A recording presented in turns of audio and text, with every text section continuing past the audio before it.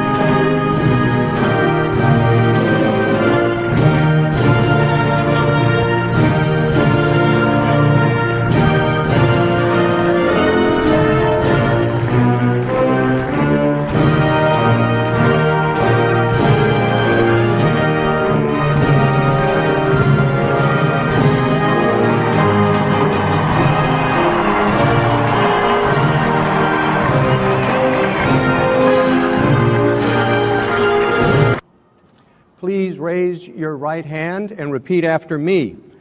I, Donald John Trump, do solemnly swear.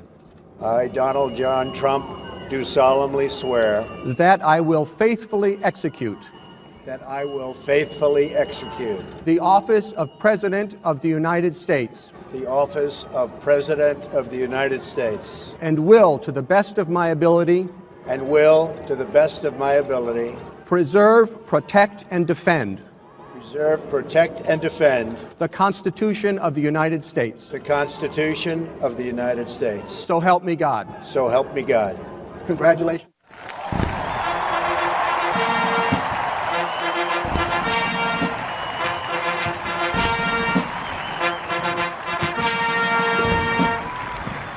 This American carnage stops right here and stops right now.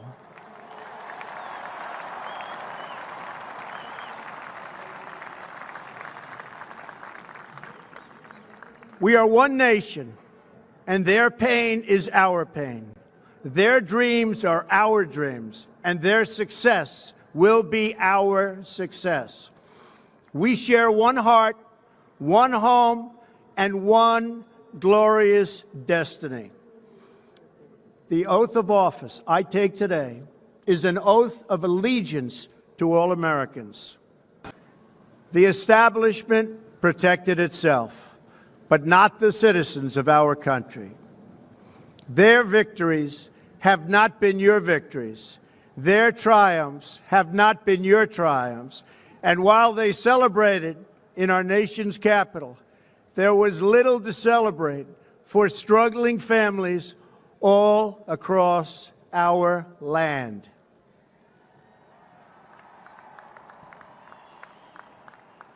That all changes starting right here and right now, because this moment is your moment. It belongs to you.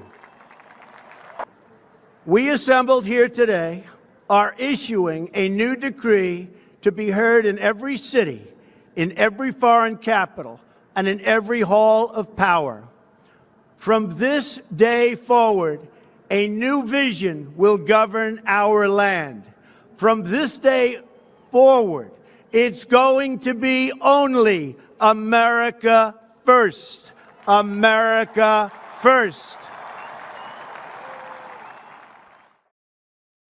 Good evening, guys. Wow, it's the big day tomorrow, isn't it? Can't wait. I can't wait. How are you all doing? Just me tonight, unfortunately. So, folks in the chat, feel free to let me know what's on your mind. But I've got plenty to talk about tonight.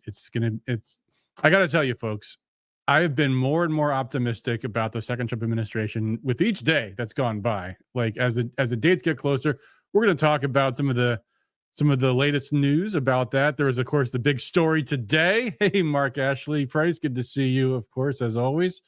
Yes, this is the moment's here, man. Why am I here? Why am I not in Washington myself? I actually had every intention of going to DC. I got my trip all lined up and everything. And then this week, the plans very suddenly changed very dramatically. And all of a sudden, there was going to be no inauguration ceremony on the Capitol steps like we just saw in that clip, because apparently it's going to be cold tomorrow in Washington.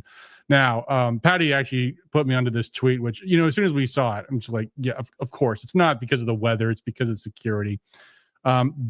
That photo that we saw, and you guys have all seen the photos from the inauguration in 2017. And do you remember there was going to be a security, there's not security. I was going to say the security issue is the thing we're talking about, but remember there was a thing, and there's a spat between Trump and the media about Trump's inauguration size versus Obama's. And I think MAGA was ready to turn out for the grandest inauguration ceremony ever tomorrow. And then they said, oh, there's actually not be a swearing in. It's going to be done under the Capitol. And there's going to be, the rally's going to be indoors. The parade will be indoors too, but maybe it'll be outdoors, maybe. But all this sounded very, very iffy. And plus, if you know anything about Washington, it is on an ordinary day a horrible place to have to go. And I'll show you. There was if I can find it now. I'm wondering if I didn't. Okay, here it is. This is a clip that someone just posted on X today that kind of shows you. What the scene is like in Washington right now. And here's the clip.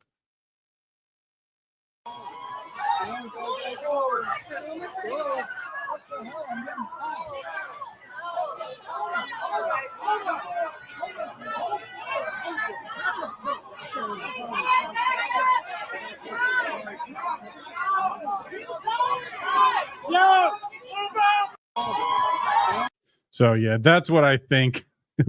I was looking at basically 3 days of that in Washington, and I was thinking about it, and there was, of course, there's going to be the inauguration speech, which you'll probably hear better at home than you will in Washington.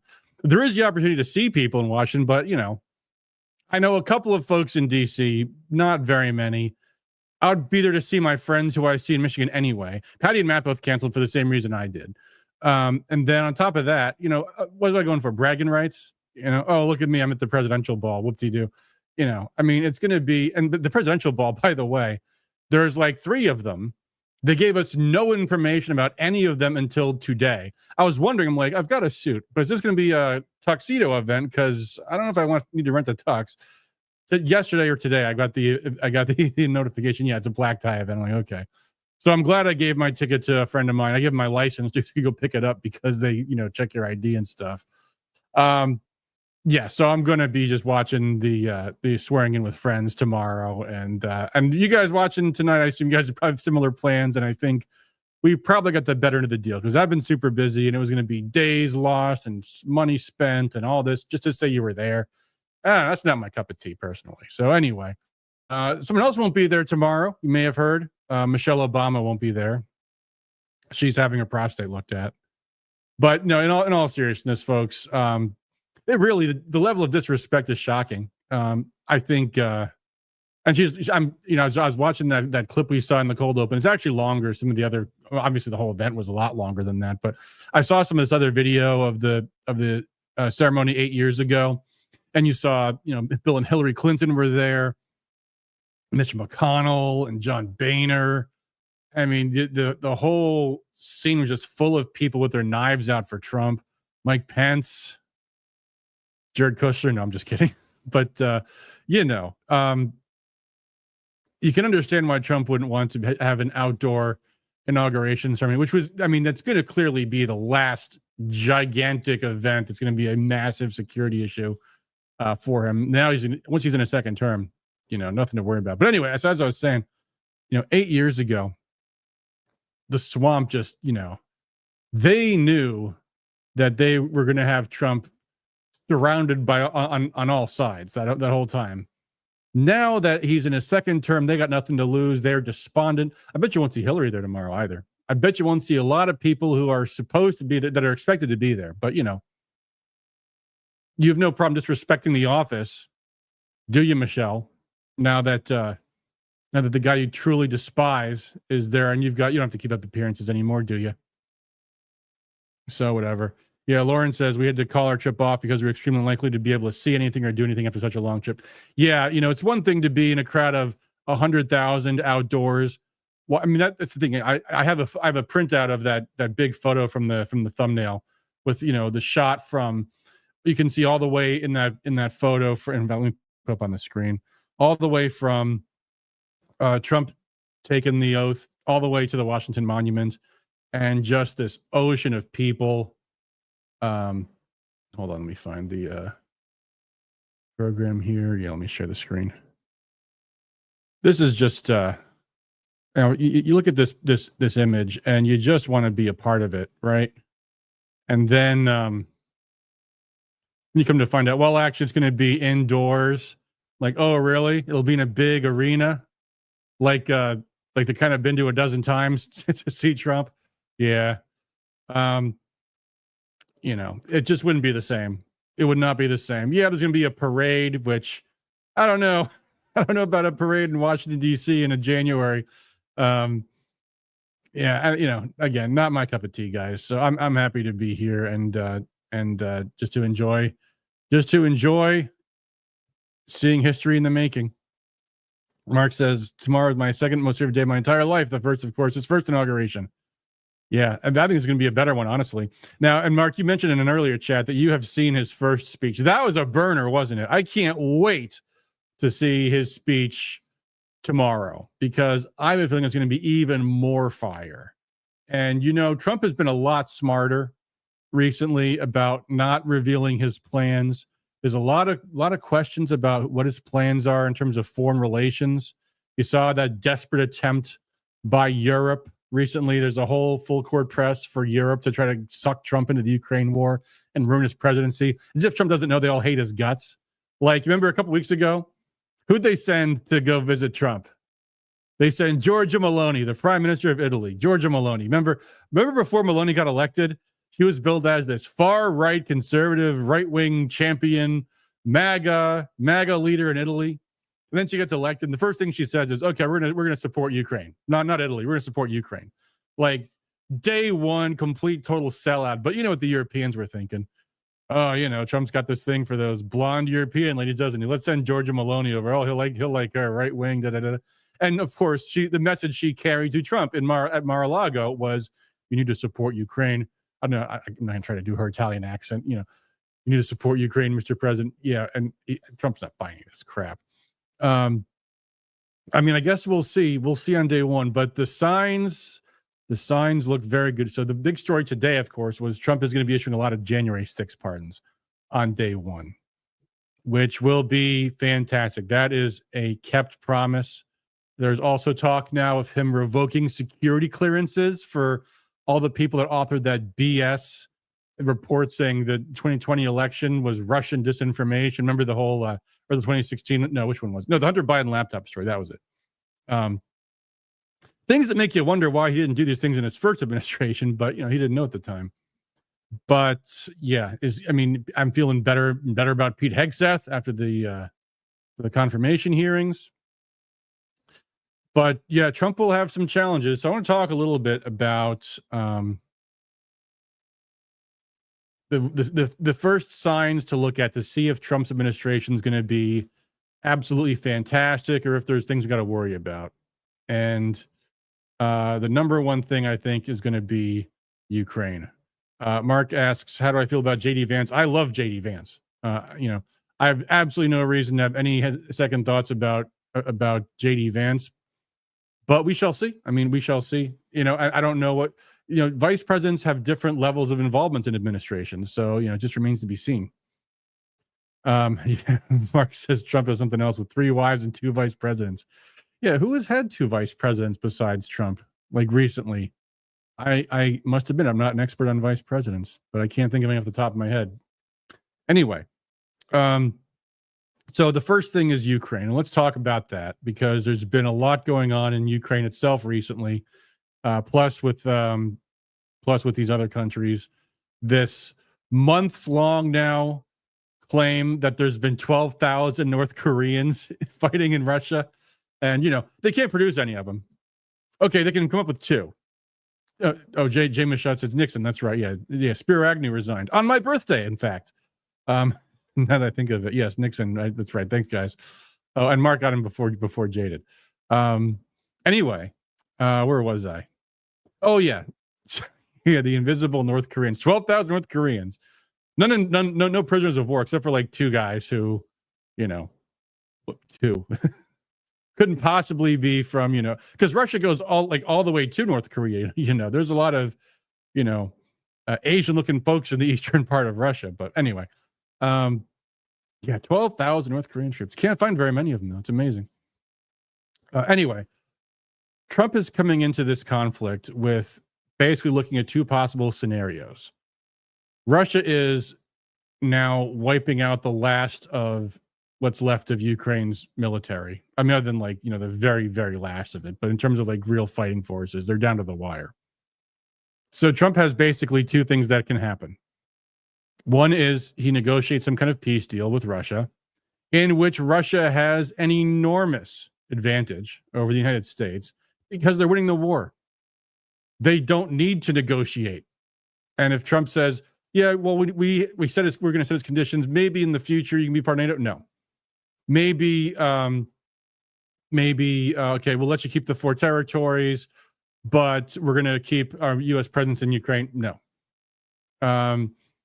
Maybe Ukraine can join the European Union. No. There's nothing that Russia has to settle for. So they can force Trump to take a deal that they're going to be able to go back and say, this makes Trump look really weak. Or they don't take a deal. Trump doesn't take a deal. And then what happens? The situation plays out in the battlefield and Russia overruns Ukraine. I mean, the fact is, Ukraine's already lost the war, but the media is not going to. When does the media ever care about not lying? So this is a lose-lose proposition for Trump. I only really see one easy way out. Well, I see there's basically 2, I'd say.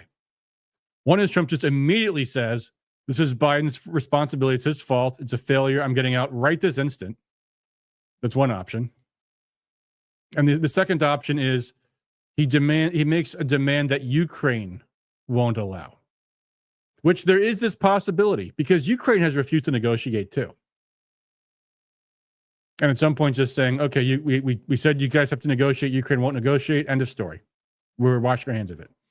And throw Ukraine under the bus. I guess maybe a third way, but it would take brass balls, which Trump does have, would be to go absolutely balls out and just say, you know what? Ukraine is a Nazi state. They provoked this conflict with Europe and the Biden administration. They're the bad guys. You could try to go that route, but that'd be probably even harder than those first 2 options. So I don't think that's very likely. But those are basically Trump's choices. The other option is to keep on doing what Biden's been doing, sending more money, sending more weapons, hoping Russia will just somehow spontaneously collapse, double down, will give even more Americans money, break key campaign promises, and this is all the recipe for complete failure. That would be getting us sucked into Ukraine forever. And I'm pretty sure Trump is not going to fall for that. Trump is what we used to call him back in the day, a nimble navigator. So I'm feeling pretty dang good. I think Trump knows who his enemies are. I think he knows everybody in Europe hates his guts, except for, of course, except for Robert Fico and Viktor Orban, and that's about it. But he knows everybody else is on the side of the Democrats. You think he doesn't know that Britain actually sent political operatives to campaign for Joe Biden. He should be calling for hearings into the foreign interference in the 2024 elections. And these are all things we might see, guys. These are all things we might see very soon. But first, he has to be inaugurated. And he probably also really should get his confirmations through first. So what do you guys think about his confirmations, by the way? The big story a few weeks ago, I say a few weeks, I think it was only a week or so ago.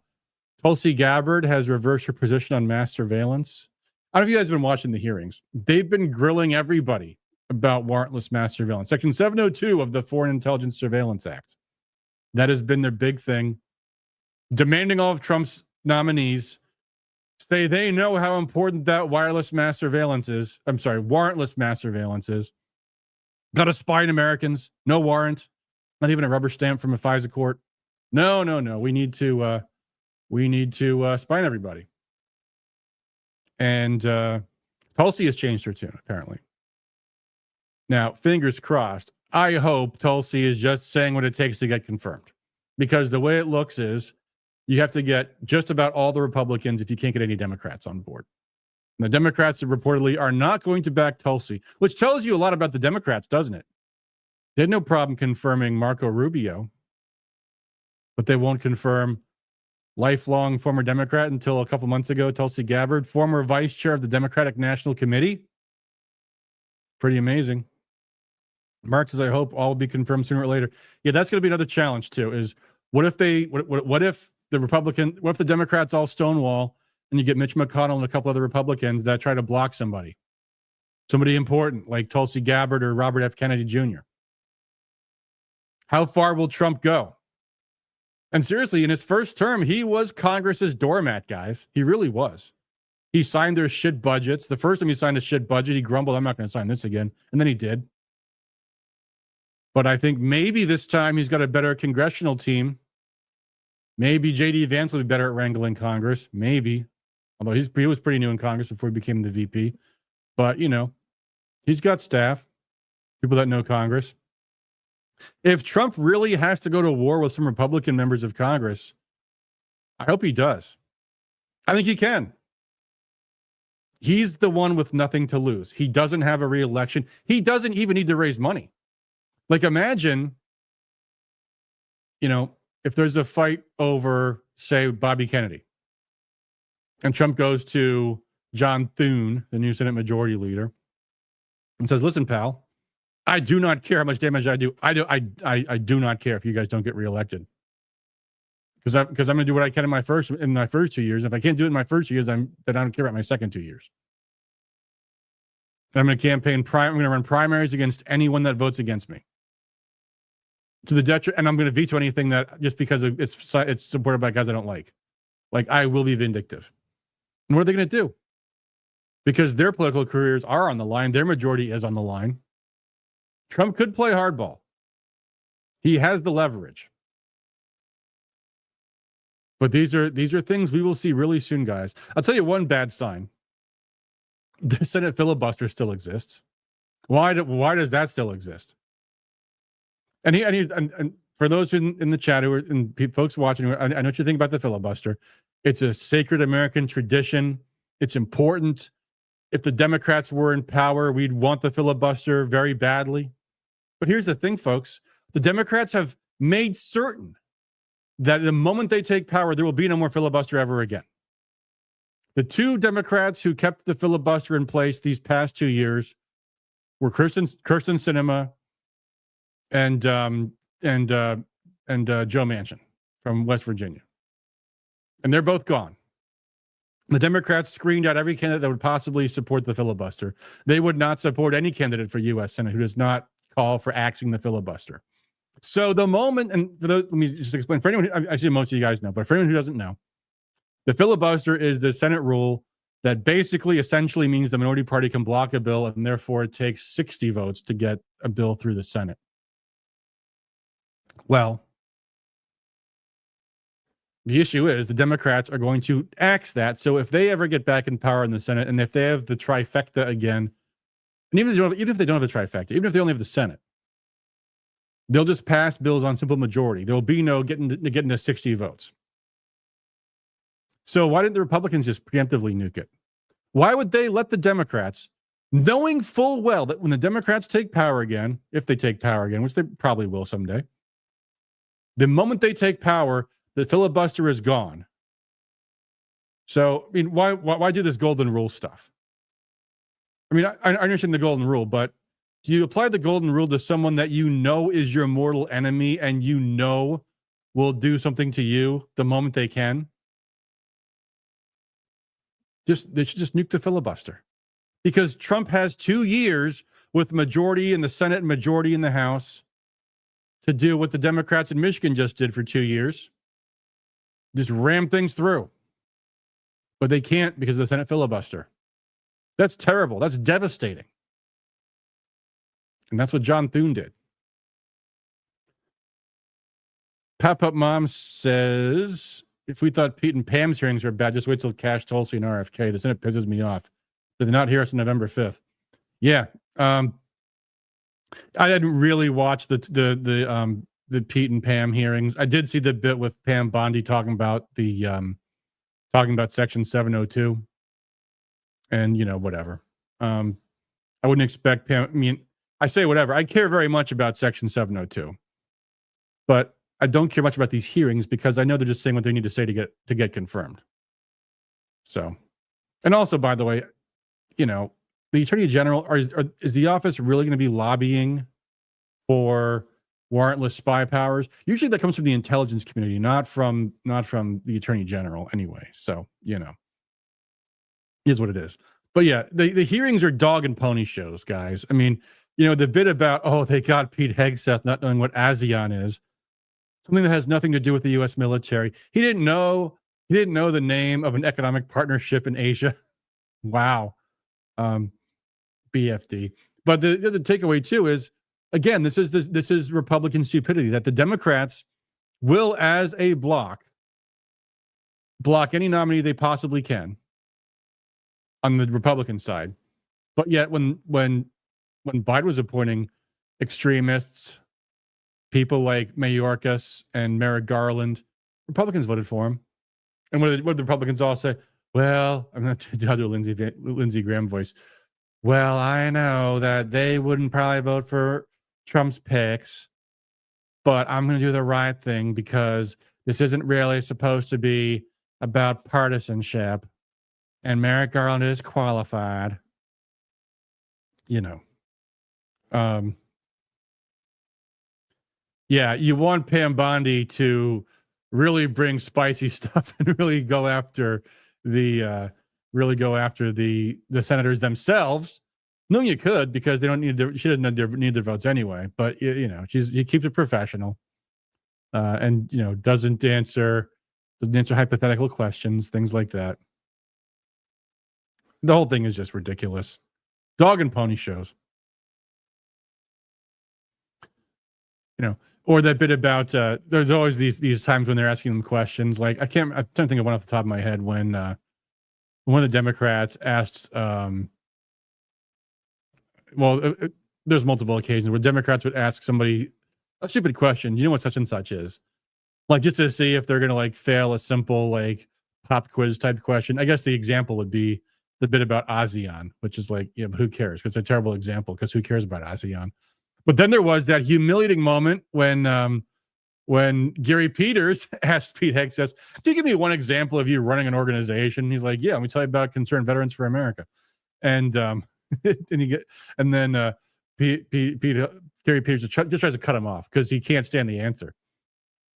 He can't let him answer the question because it's supposed to be a gotcha. Instead, Hegseth just nails him. So Gary Peters is like, no. Tell me when you're in a 1,000-member organization or something like that. You know, oh, you mean like you mean like when Xavier Becerra was nominated to run a GHHHS with like 1 million employees, and I have no experience in that whatsoever. But whatever. Pam being a lawyer helps too. Yeah. Yes, wasn't her first confirmation hearing. Actually, it probably was. I'm going to say she didn't get confirmed for Attorney General of Florida. She was elected Attorney General of Florida. But yeah. Ron says sometimes the easy questions throw them, like, what is a woman? Right? Yeah, that happened. DTP on Rumble says American oil wants what it wants. I think he's going back to what I was talking about Ukraine. Yeah. Well, I know we want we want things in Ukraine, but sometimes we can't have things that we want. Speaking of that, what do you guys think? We haven't talked about this in a while. We haven't talked about things in a while. There's been the Trump Greenland bid that came out recently. That's probably a couple of weeks ago now, but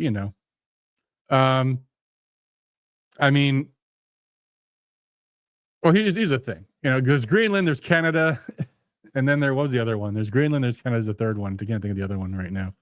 Oh, Panama. Greenland is probably serious. Like, Trump's been talking about Greenland since his first term.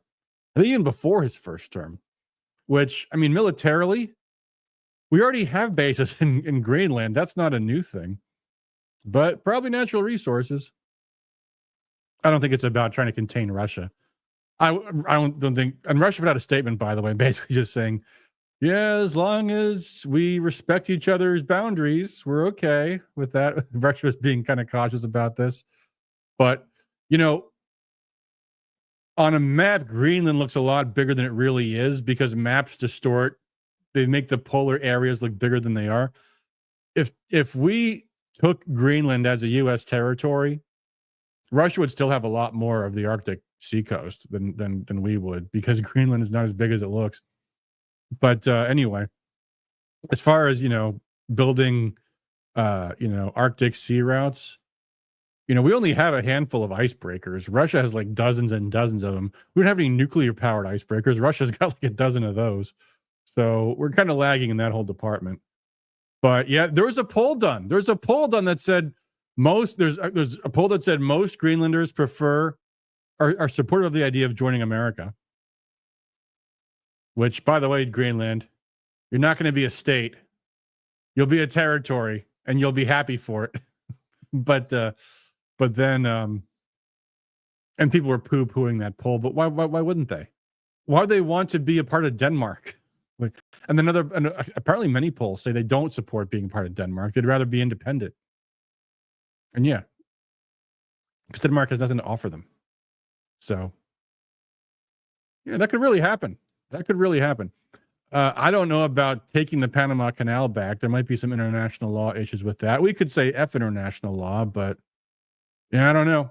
But the thing about, and then needling Canada was just great. That was just payback for Justin Trudeau for his smart ass remarks about, oh, looks like America's not ready for a female president yet.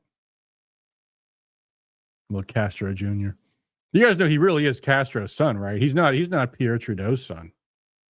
That's not a joke. That's a real thing. The Trudeaus were famous. His parents were famous swingers, and they were famously great intimate friends with Fidel Castro. And there's a reason why Justin Trudeau looks absolutely nothing like Pierre Trudeau and everything like Fidel Castro. If you ever you can find these comparisons online, pictures of young Fidel Castro. He looks just like Justin Trudeau. Anyway, yeah, that was just needling Canada. The thing about Canada is, again, Canada could be a U.S. territory. Can't have congressional representation. That's out of the question. But, Canada, you would need at least a decade of re-education, because Canada is not the country it used to be before Trudeau. You remember when we were young and we all thought Canada was like this great, wonderful, independent country and the people were so nice and friendly. And now Canada's just like a nasty little kid brother of Europe. It's so nasty what Trudeau has done to that place, and lockdowns warped them even worse. Canada's got some growing up to do. When I went to Canada, it was left-wing stuff everywhere. There's like rainbow flags plastered on all over every city, every street corner. Even like semi-rural, like when I was last month in Canada, I was in Calgary and going towards Banff National Park. And even in little villages, there was like left-wing stuff everywhere. It's all like Traverse City, basically. So, yeah, Canada is not the country it was 10 years ago. They have really become a part of the Western New World Order that's today collapsing. But anyway, getting back to talking about Trump. So, Canada, Greenland, and Panama. What do those places all have in common? They're not Europe. They're not the Middle East. They're not Asia. It's manifest destiny, guys. It's the Monroe Doctrine. It's America first. Yeah, Lauren says, I have a friend in British Columbia who's seriously asking if we were planning to invade them. You should have told her yes. Yeah, my dad's girlfriend's Canadian. She was talking about moving back to Canada after Trump got elected. I'm like, wouldn't therapy be cheaper? Mark says, why would we want Canada? Aren't they under the rule of the English monarch? Well, they wouldn't be if we took them. Why do we want Canada? I mean, the main reason you'd want Canada is because the map of North America would look so much nicer, so much cleaner. Just be like, America, the whole continent, USA, ever Mexico. But we could take that too, maybe. No, Mexico would be complicated. Actually, I mean, in all seriousness, taking Canada would not be a simple thing to do. Not at all. It's just shits and giggles, guys. We're not seriously talking about invading Canada. But seriously, people that really think that we would invade Canada, it goes to show you how toxic the mass media really is. It really does. I mean, another thing you might say to that person is, well, you know, you see what we just did to Ukraine. And who's about to run for Prime Minister of Canada? Chrystia Freeland. You know, she's one of those Ukrainian operas we were talking about a couple of weeks ago. She went to this Ukrainian indoctrination. Her family's from Ukraine. Yeah, she's a hardcore Banderite.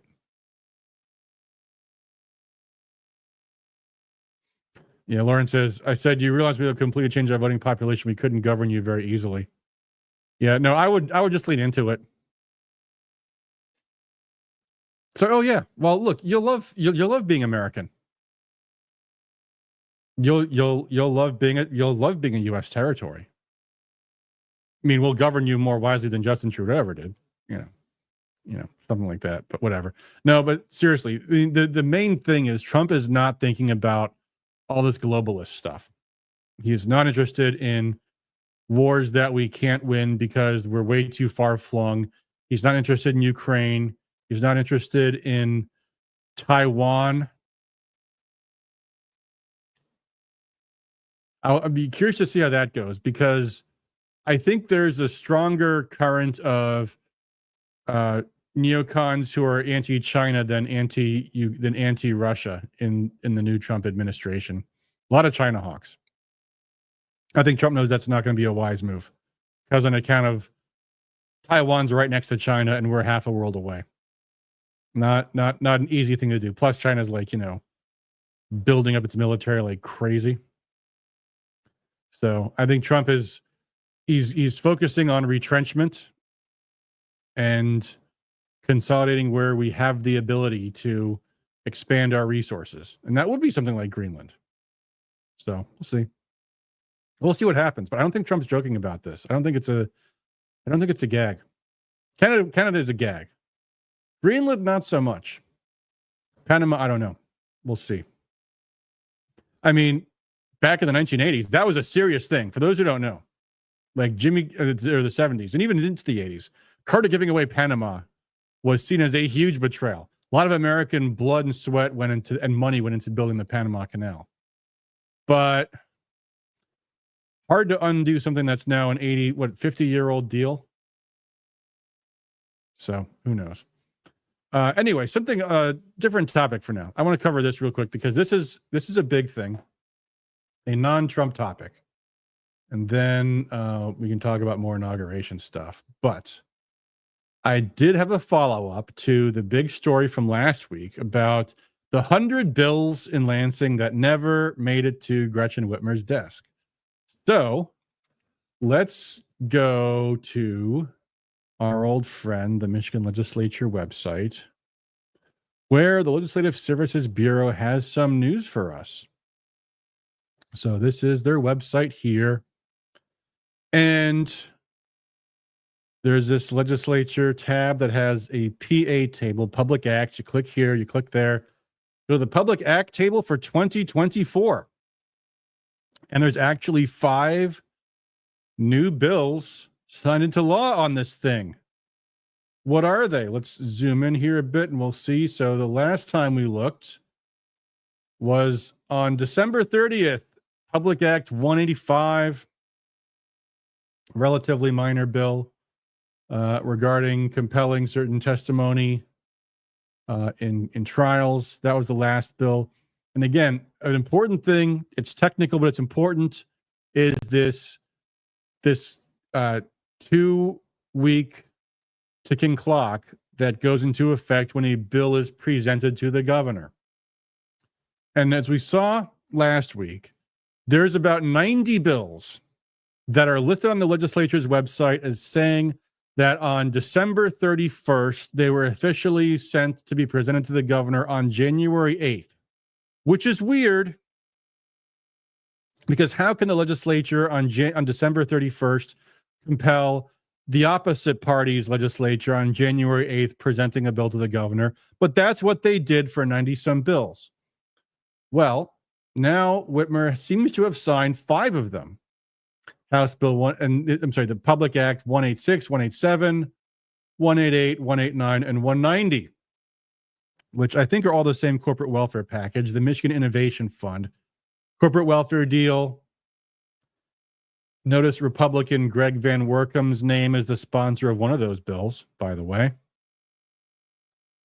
And this is the Michigan Innovation Fund program. You see this creates the fund, 190, 189 funds it, 188 modifies another corporate welfare deal called the 21st Century Jobs Fund, or in this case, Jobs Trust Fund, probably to redirect funding.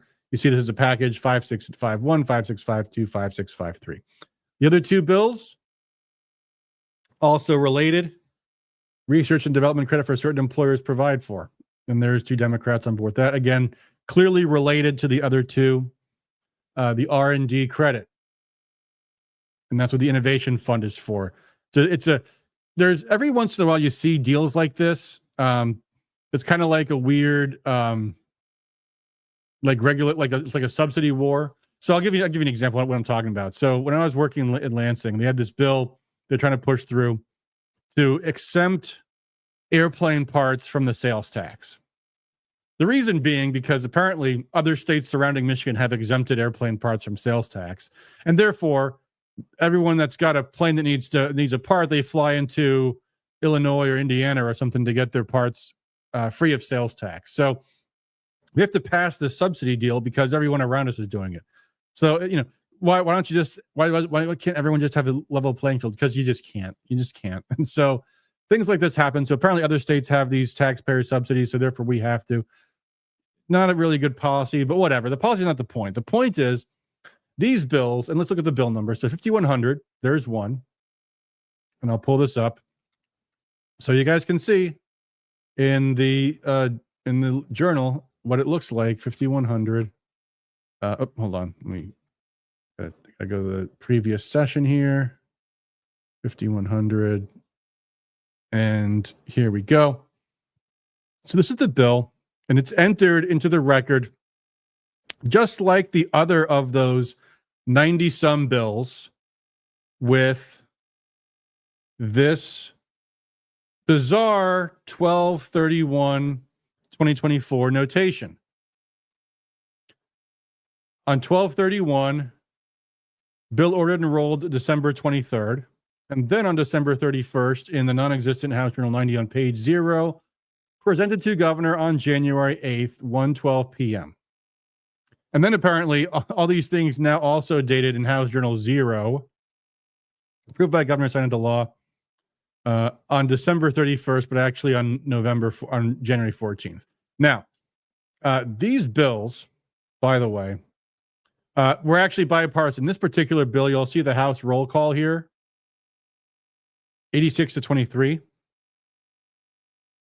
So a number of Republicans voted for this. I wonder, let's look, let me go to Rescue Michigan. So I'll find it more quickly there. Who among the Republicans voted for this thing? And let's see here, 5100. And here's the vote. So you can see There was a 79 to 31 vote. And then there was that all the votes? No, there was a second vote. Oh, to concur with the Senate. Okay, so the final vote here, concur with the Senate. Look at all these Republicans voting with the Democrats. Oh, and there's Matt Hall. So, it's possible the Republicans are going to go, meh, maybe we're not going to contest this. Because it seems to me there's at least a possibility that on December 31st, they did actually get these bills to Gretchen Whitmer's desk. And on January 14th, she signed them. And maybe that was improper. But here's the thing, folks. This document, which now has the last of the 2024 bills being PA 190, signed by the governor on January 14th. Remember that 2-week clock? 2 weeks from the 31st was January 14th. And this document is current as of January 16th. Which means there is no way that Gretchen Whitmer can sign those other 85 bills now. Unless Matt Hall let her receive them in January. Which I think is unlikely. For the record, I think it's unlikely. We will know for certain on the 23rd. Because that's more than 2 weeks after the 8th. 14 days from the 8th is the 22nd. By the 23rd, there's no possible way anything else could be signed into law at all, period. But I think they're done. I think they're done. I don't think Gretchen can sign anything else because if these bills landed on her desk on the 31st, she can't sign them. If the bills landed on her desk on the 8th, by whose authority? Chris says, I heard on Zoom it's possible Whitmer didn't want to sign these bills because she wants to run for VP or something in 2028. Yeah, hope springs eternal. I'm sure she wants to. But she'll be a nobody in 2 years. But, she'll want to be a somebody. Maybe she wants to be the next Jennifer Granholm. Maybe. Maybe she can be Gavin Newsom's transportation secretary. Unreal.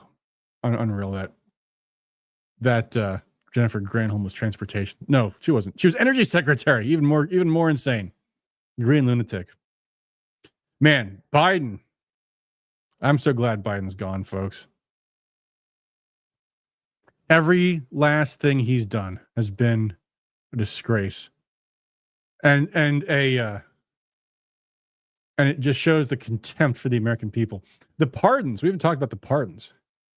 Pretty amazing. He pardoned 37 brutal, gruesome murderers. He pardoned child rapists and child murderers.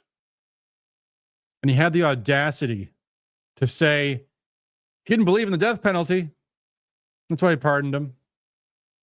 Of course, sometimes when prisoners are still alive, sometimes they get their convictions overturned. They get to walk free and then sue taxpayers for their rightful convictions. And taxpayers can pay them millions of dollars, like the Central Park Five. Those rapists, those attempted murderers. So maybe that's what he's hoping for. It's also such a hypocritical position and fake because if he really cares, if he doesn't believe in the death penalty, he cares about these innocent people so much. Why didn't he pardon the Tsarnaev brothers? The Boston Marathon bombers? They didn't get their pardons. Why not? You pardoned you pardoned someone who raped and murdered children. He pardoned a man from Michigan who certainly was convicted of murdering a woman, but almost certainly also murdered her baby because the baby was never found. Why does that guy get to live but not the Tsarnaev brothers? If you don't believe in the death penalty, of course Biden does believe in the death penalty, because if he didn't, he wouldn't have had any exceptions. He just wanted those murderers to live and win political points. Because for some reason Democrats think the death penalty is evil. Now, if you oppose the death penalty, that's okay. We're all entitled to our opinions. I once opposed the death penalty too. I understand the principle. You're taking a life. That's not your decision to make. That's God's decision, right? You might execute an innocent person. What's the saying? If better that 20 murderers walk, okay. The saying is better that 20 guilty people walk free than one innocent man is kept in chains. Something like that. Is that how the saying goes? Something like that. I mean, I understand the moral argument, but in practical terms, 20 murderers get to walk free, so one innocent man doesn't get to be convicted or killed by the state? Don't those 20 murderers most likely go on to commit more murders? So one innocent man is killed if he's wrongfully convicted, but many innocent people are killed when you let out a bunch of murderers? I don't know. Things, sometimes not everything is a moral absolute. Sometimes there are balancing tests. Also, sometimes people are really, really, really guilty. And there's a reason why so few people really are executed, because there's a lot of appeals they get to go through.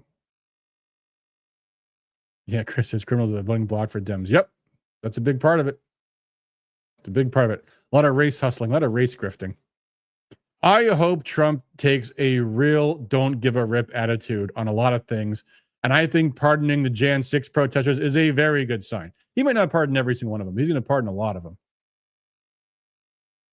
Praying for Jeremy Rogers, guys. Pray for Jeremy Rogers. He's from Michigan, buddy of mine. Worked in a campaign for Gary Glenn with me. He's facing January 6 charges.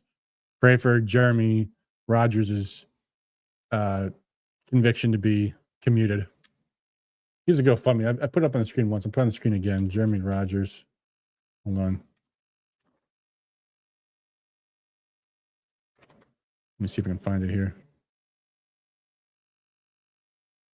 Oh, it was this one. It was the Shipwrecked Cruise Legal Defense Fund, because it's going to multiple clients, including him. Yep. There's an update from a few days ago. Shocking, there is much happening with January 6 cases in the month of January. Almost like the DOJ has some date circled on its calendar and is trying to beat the deadline by jamming in as much case activity in the first 3 weeks of 2025 as it can. And yeah, so here's another story. I gave my closing argument in the trial of Richard Slaughter and Caden Gottfried. I represented them both, father and son, during the bench trial. It lasted 3 days, although it took 5 days to get done due to snow. Anyway, so the verdict will be announced on January 28th.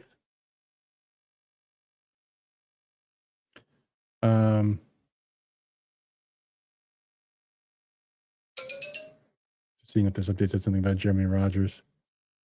No, it's two other guys. Well, anyway. Yeah, I'm sure there's like a couple of January 6 people that really did commit some violence that probably shouldn't have a commutation, but almost everybody else, if Trump pardons them. That's a good sign. That's a good sign, folks. The number one thing to watch for, I guess the number one thing is probably Ukraine. Second thing is, doesn't give a crap about what public opinion is. So we'll see. But yeah, let's hope they get some hearings underway very, very soon for the rest of Trump's cabinet picks. Because that's one thing that's hanging over him, is getting his picks through.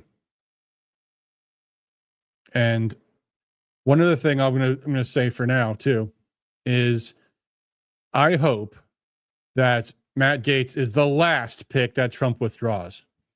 If Bobby Kennedy does not have the votes, or Tulsi doesn't have the votes, or Russ Vogt doesn't have the votes, I want a record roll call vote. I think Trump should demand it. Say, I will not appoint anybody else for any position until the Senate puts themselves on the record, takes a roll call vote. I want the names of every Republican and Democrat that votes against my cabinet nominees. So we'll see. What else, guys? Do I have any other topics I meant to cover? Oh, here's a funny one. There's been some news in Renta Jihad land. The new government of Syria, the fine people, the Islamic terrorists for hire. I guess they were hired by Turkey. They the people, the media were saying are very, very, very PC now. They've reformed. They used to chop people's heads off. I actually saw a terrible video once of their justice minister executing a woman on the street for prostitution. They held a trial on the street. She begged for her life. Then they just put a bullet in her head.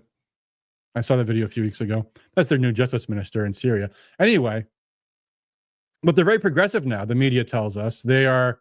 They wear suits now. The guy, what's his name, Al Jalani, he now wears a suit. And so DE-ISIS is what they are now. They are they're very progressive. They'll be a new Syria, not like that not that nasty Christian fella Assad. He had to go. The guy protecting the Christians. Now we have radical Islamist terrorists running the show, and they're executing and murdering Christians. But but they're fine people. They're politically correct. They respect women. Well, they respected women, and then a couple of weeks ago, Annalena Baerbock, I think it was, Annalena Baerbock from Germany went to because she's also the what is she? She's like the deputy secretary of the European Union, something like that. She's the foreign minister of Germany. That's what she is. So she and I think some other German official went to Syria. Did you guys see the story? And they blurred out the photos of her. First the Renta jihadis refused to shake her hand. She was actually dressed very casually, like even for not just was she not wearing a burqa or anything like that, but she was also like in a pantsuit or something. She was dressed very casually. And so they blurred the photo. They didn't shake her hand. And then the local Syrian media, they blurred the photo of her. So, European official, and Europe thinks they're a lot more important than Syria. Germany compared to Syria. So anyway, yeah, they blurred the photo of Annalena Baerbock. Although I did actually see the unblurred photo of Annalena Baerbock and meeting with the Renta Jihadi leader. Here she was. That's Annalena Baerbock, the German foreign minister, meeting with Al Jalani. I wonder why he wouldn't shake her hand. I think she was a little bit underdressed, not as modest as the Muslims like. Anyway, that was recent. We'll see if they showed Trump's foreign envoy a little more respect. I don't know. Boy, that's just a mess to walk away from. Would it be amazing if Trump really went all out and said, we are going to decapitate ISIS. We have to yet again, because ISIS has taken over Syria and they're murdering Christians. And Biden took out that $10 million bounty. He took down the $10 million bounty on Jelani's head because he's our friend now. The guy that butchers people is our friend. Wouldn't it be awesome if Trump just said, no, we're gonna destroy every member of ISIS in Syria? Not to be an interventionist, but just because he was backed by the West. He was really more backed by Turkey. But Israel and the United States were looking the other way about that because they wanted Assad gone too. If they didn't, they would have reported on the whole affair very, very differently, wouldn't they? They wouldn't be talking about a politically correct ISIS. But whatever. Anyway, what else has been going on recently? Oh, I meant to talk about this when we were talking about why I didn't go to Washington. I don't like herds. I don't like being in crowds. I don't like the feeling of being in a crowd. We saw that photo of these guys trying to get into the event, but something else happened a couple of days ago. You guys might have seen this story. There was one of these big balls. Big balls. There was a big, it was a very expensive one, actually. It was a lot of money to get into, but it was the crypto ball thrown by, I guess, David Sachs and a bunch of the crypto, the crypto bros. And they had Snoop Dogg and Rick Ross performing at this event the other night, both of whom have made Trump murder fantasy videos. I'm not going to play it. You can look up Snoop Dogg's Trump murder fantasy video. But Snoop Dogg, he's a fucking whore. All he cares about is money. He'll sell it to anybody. He's even done the what's it called? The thing you can just pay money for a celebrity to record a video for you. You can pay like $1,000 and Snoop Dogg will say we'll record a birthday message to you or some kind of crap like that. He does that even. Anything for anything for $1. So apparently he was performing at this Trump gala the other night. And Trump's people in the audience weren't spitting on him. Think about this, folks. This guy has performed a Trump murder fantasy video. He has contributed to the environment in which people attempt to murder the president, which is what the media was doing, which is what Biden was doing, which is what all these people were doing, what Kathy Griffin was doing, legitimizing the notion of murdering Donald J. Trump. That's what Snoop Dogg did.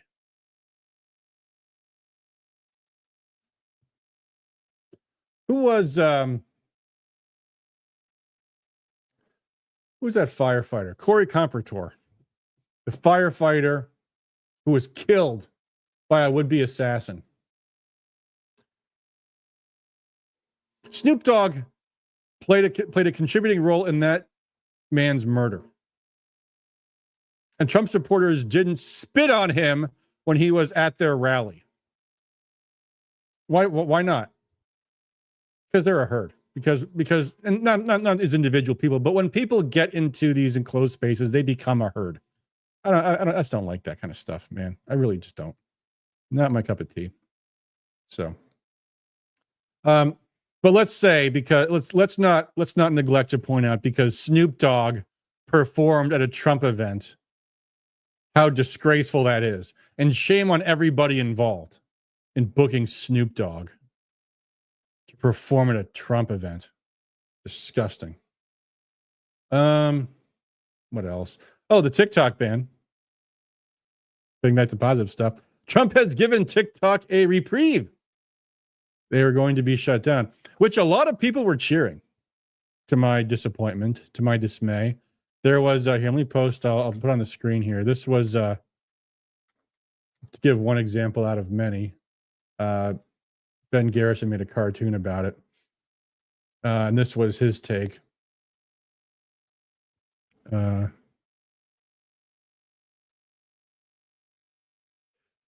see, it's got young left-wingers with the nose piercing, crying because the Supreme Court has upheld the TikTok ban. And I would say, from a legal perspective, I guess I kind of get the Supreme Court, because the issue at hand, the issue the case turned on was the national security issue and the fact that TikTok is owned by a foreign government. I still think that's weak, because millions of Americans were using TikTok as their platform, and there is an obligation for any infringements on Americans' free speech to do so in the least intrusive, least restrictive means possible. And it's not forcing a company to go dark or else sell itself to an American company. And let me just say, just to be clear, I hate TikTok. I don't use TikTok. I think TikTok is a bad influence on America. When I see people like my nephews, feverishly watching videos for 6 seconds and then flipping to another video and doing that over and over again, it makes me sad. But I don't believe in the nanny state, and I don't believe the government is doing anything in our own best interest by protecting us from the harm of TikTok. And to the extent that the government's argument wasn't that, but their argument was TikTok is owned by a foreign government and they're using it to spy on us and manipulate us. That's a bunch of bullshit. And it's a dangerous bunch of bullshit, because in one country just a few weeks ago, they overturned an election over this bullshit. This just happened in Romania. Maybe you heard this story. The guy who's opposed to the Ukraine war, what was his name? Georgescu? I forget. That's all his last name. That's not his first name. But he won the first round of the election in Romania by a huge margin, too. It was like 67% of the vote he got, and maybe 63, which is still an enormous margin. That's a landslide. And then the government that just lost the election comes out and says, oh, there was a Russian foreign influence campaign to promote this guy, and that's the only reason he won. So we need to nullify the election and perhaps even forbid him from standing for election in a redo we'll have sometime in the future, maybe. I mean, that's shocking, folks. This is unprecedented. We think of Romania as like, a third world country, but Romania is a European country. European countries overturned a democratic election. And the evidence of this, first, like I said, foreign influence. Where have we heard this before? It's a complete bullshit pretext. The notion that Romanians have no agency at all and a Russian-backed TikTok campaign somehow caused the guy to get nearly 2/3 of the vote, which is preposterous. And even if all that was true, which it's not, the last part of it is, it turns out, by the way, the foreign influence campaign had nothing to do with Russia. When they looked into it, it actually was some third party that did it to damage their own opponents in the election. That's how dangerous this precedent is. So show me the evidence that China is using TikTok to spy on Americans. Oh, it's all classified. We can't see that. We can't see that.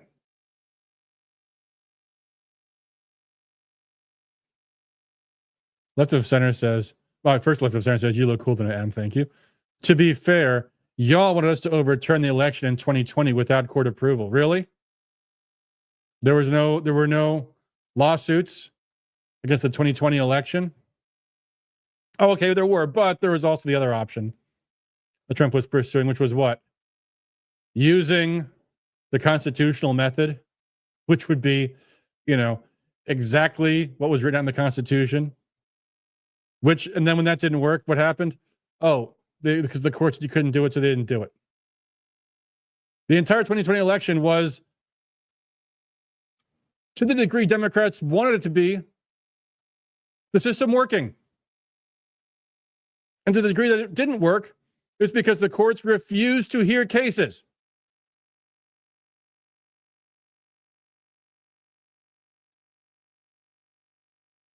Yeah, the Pence plan. Well, what would have happened if the Pence plan went forward? There'd have been a lawsuit. It would have gone to the courts. Anyway, get me off topic here. Although, to be fair, I think I'm running low on topics here anyway. TikTok was the topic. And absolutely the right thing to do was not to have passed that law in the first place. But, no one wants to say that because a lot of Republicans voted for it too, in addition to Democrats. So Trump came out and has offered a reprieve, a 90-day amnesty for TikTok. And this is what he posted about that. He said, I'm asking companies not to let TikTok stay dark, talking about internet service providers like the Play Store, Apple, things like that. I will issue an executive order on Monday to extend the period of time before the law's prohibitions take effect so that we can make a deal to protect our national security. The order will also confirm that there will be no liability for any company that helped TikTok from going dark before any order. Americans deserve to see our exciting inauguration on Monday, as well as other events and conversations. Yeah. And it's been pointed out, of course, that Trump initially supported a TikTok ban. I'm glad he's reversed on that. Whether that's for the right reasons or the wrong reasons, maybe he just wants people to see the inauguration, which would not be the right reason, but you take what you can get. I would like the United States to have a 50% ownership position in a joint venture. By doing this, we can save TikTok, keep it in good hands, and allow it to stay up. Without U.S. approval, there is no TikTok. With our approval, it is worth hundreds of billions of dollars, maybe trillions. Therefore, my initial thought is a joint venture between the current owners and or new owners, whereby the U.S. gets a 50% ownership in a joint venture set up between the U.S. and whichever purchase we so choose. Well, that sounds good. Making a deal with our adversaries.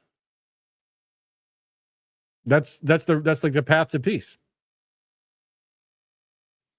Chris Grisky says, get China out of all our technology. Our TV programming and commercials are crap. Get China out of our lives for good. I'm more worried about our own country than China, honestly, guys. Yeah, I know about this malign Chinese influence. I find the deep state much more malign. Did China censor the Hunter laptop story? Or is that the globalists?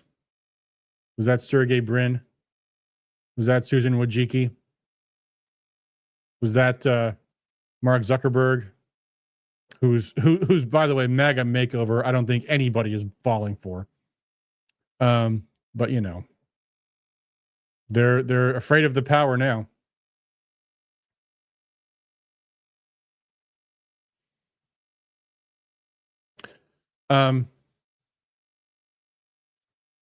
Yeah, don't get me wrong, guys. China are not good guys. Chris says China is in our country. Zuckerberg's wife is Asian. Oh, well then, stop the presses. I think Zuckerberg can be a bad boy all by himself. And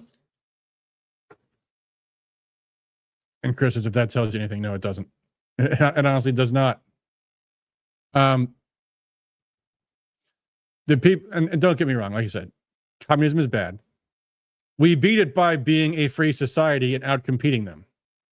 We've fallen short of that because we have been captured by a cabal of globalists who have conspired to deprive us of our constitutional freedoms and create a one world government in which we do not have civil liberties anymore. And we get back to that we fight that by going back to an America First attitude. So, you know, giving people a reason to break away from China. Right now, China is going around the whole world saying, hey, we'll help you develop. We'll be partners. And we won't ever pressure you politically. Whereas the United States, all we ever do is pressure everybody. And if you don't bow to our pressure, then we will overthrow your government and we will destroy you. Whether with hard power like in Iraq and Libya, or whether something much more subtle like in Thailand, or like in Ukraine, you know. It's like the old Kissinger expression. The only thing worse than being America's enemy is being America's friend. Russia is winning people over. And if we were being run smartly, which we might be starting tomorrow, maybe we will win some of these people back. We'll see. But I like this. Trump is thinking outside the box on TikTok. He doesn't want to, and he's being the good guy for 170 million Americans. Smart play. Smart play. So with that, guys, I've been going for more than an hour. And frankly, I need to get some rest because tomorrow is the inauguration. I am going to be watching the Fun with Friends. No stream tomorrow. I can't be partying and streaming at the same time. That just doesn't work. But thank you all for tuning in tonight. It's me. Oh, on Rumble, it's me again. Side says Rand Paul just join TikTok as a protest. I thought of doing that, but I don't see the point. I just don't like TikTok. You know, you can dislike something and not ban it. But yeah, I guess Rand. I mean, he's a politician. He can broadcast on TikTok. I see no purpose in being on TikTok. I don't think I've got an audience on TikTok. I barely have an audience on these other channels anyway. So there you go. All right, guys, that will do it for us for tonight. We will probably be having more streams coming up soon because I think a lot of things are going to happen very quickly. It's going to be an awesome day one. I think it's going to be an awesome first 10 days, 100 days, 1,000 days. Who knows? No, obviously, we're not going to amend the Constitution or anything to give Trump a third and fourth term, are we? No, there's no need for that. He's got sons. Mark Ashley Price says, Trump. Yep. All right, guys, tomorrow's the big day. It's going to be great. So enjoy it. Stay safe. And until next time, thanks, as always, for all you guys do for liberty. And make it a great, great day tomorrow. Make America great again. Make America healthy again. Make us safe again. You know, all that good stuff. It's going to be awesome. All right, guys, that will do it for us for tonight. Until next time, thanks for Ready for Liberty. Peace.